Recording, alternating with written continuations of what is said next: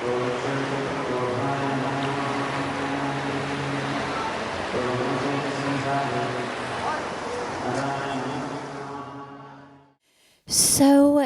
can we clean our karma by doing good work so that our next life can be better?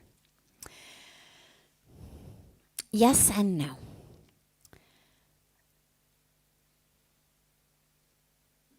Here's how.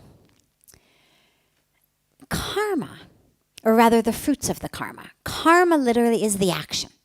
So karma is what we're doing. We use the word to also refer to that which we get. But actually what we get is the fruits of the karma. What we're doing is the karma. Now, here's the thing with karma. It's actually not subjectively good or bad. We put value judgments on it. So we say, oh my God, I lost my job. I must have done something really bad in the past. And that's why I'm getting this bad karma. Or, oh, you won the lottery. You must have done something really good. That's why you've got this good karma. So we've put these labels. But it's actually not like that. It's much more like, I have an apple tree. Therefore, at some point in my past, I must have planted an apple seed. Or I must have invited someone else in to plant an apple seed on my property. I love apples. Great. Feels like good karma. I'm allergic to apples. I break out in hives every time I even look at an apple. I'm going to see that as really bad karma. But actually all they are is apples. Karma, the law of karma, has no judgment about whether apples are good or bad. I've got a judgment about them. And so much of our judgment is actually, interestingly, subjective.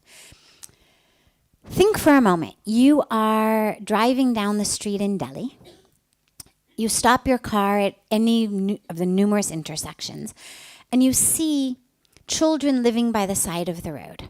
Right? They're half naked. They're living in makeshift tents on the side of the road. If you happen to be someone who thinks about karma, you might think, oh my God, thank God I did something good in some past life that here I am, warm and comfortable in this car,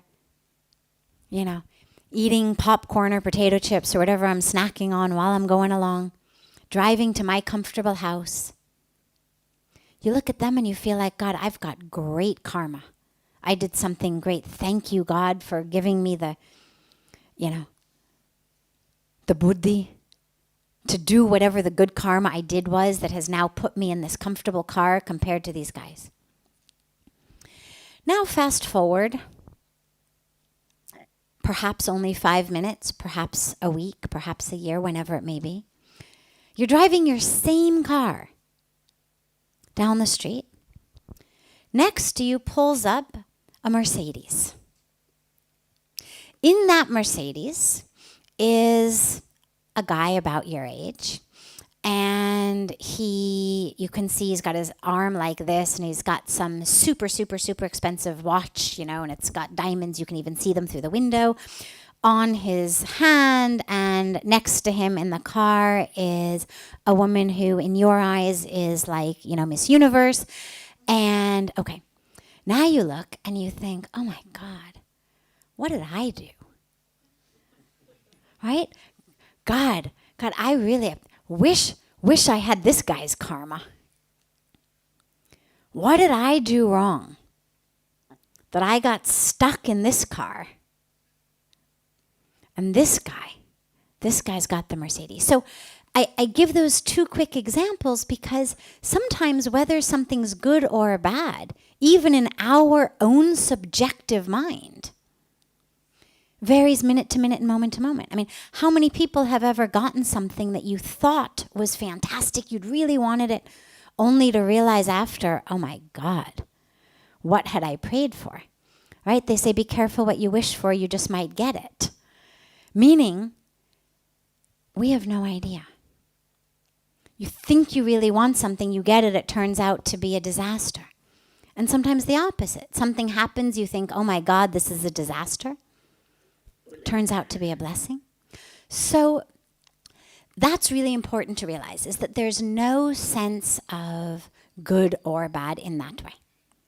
Then, doing good deeds. So here's the other aspect about karma.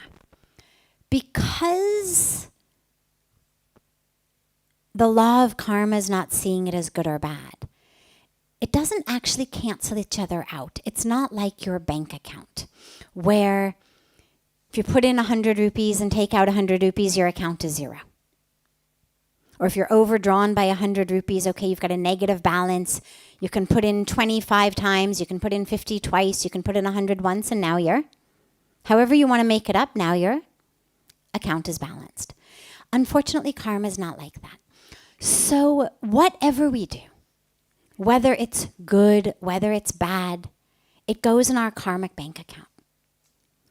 And the fruit of that, whether the fruit is sweet or whether the fruit is bitter, whether we see it as good karma or bad karma, we still have to come back to get it. It's still a cage. It may be a golden cage. It may be a cage with Wi-Fi. Maybe a cage where we get to eat all of what we want to eat, but it's still a cage, regardless of what it's made of. But we're still chained by the law of karma. We still have to come back until the karmic balance is nil. So then, of course, the question comes up, and this is a nice place to end tonight.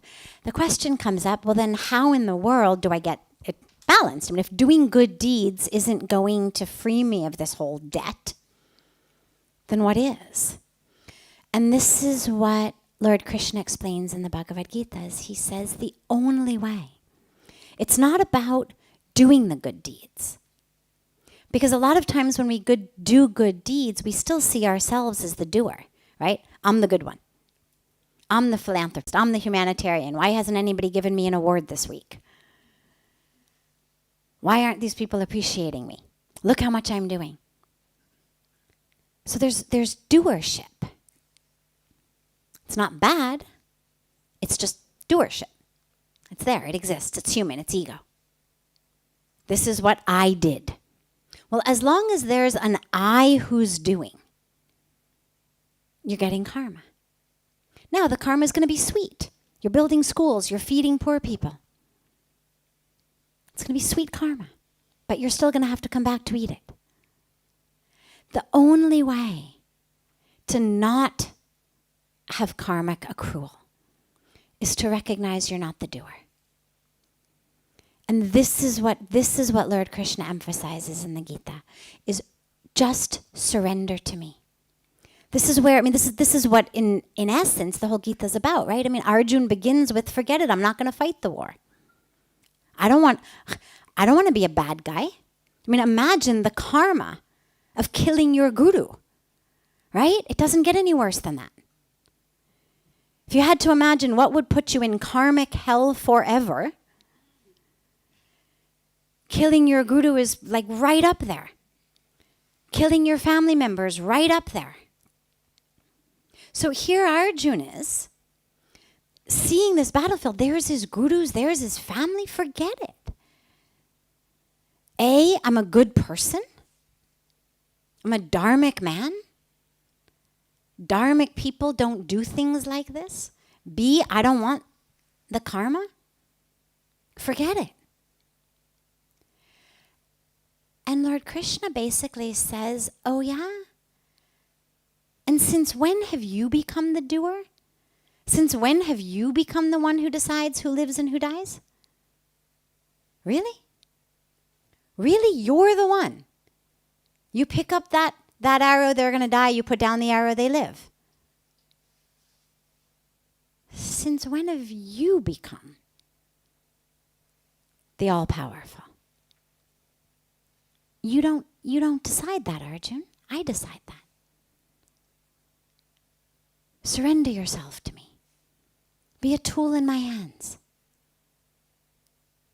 And that's the teaching, is give up the doership. Now, of course, just in conclusion, it's always an important caveat with that. That doesn't mean that we go out and we do horrendous things and we say, well, I'm not the doer anyway.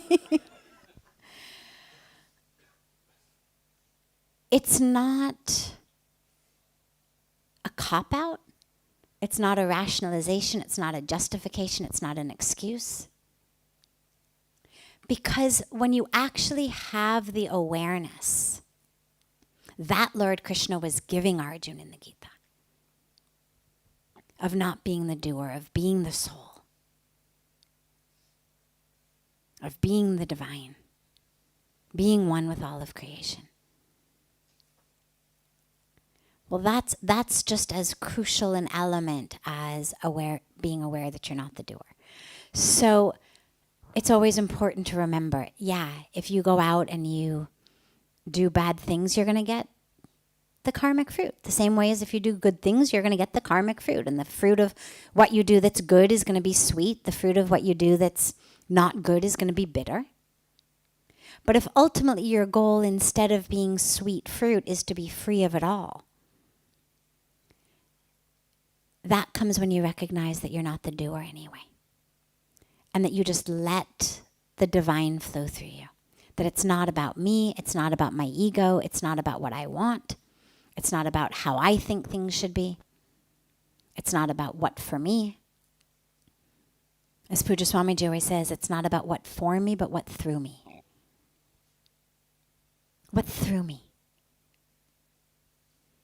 And that's the only way to actually free yourself of the cycle. So do good work, absolutely.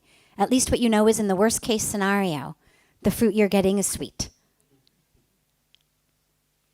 And in a best case scenario, if as you do it, you're able to really deeply know, I'm not the doer.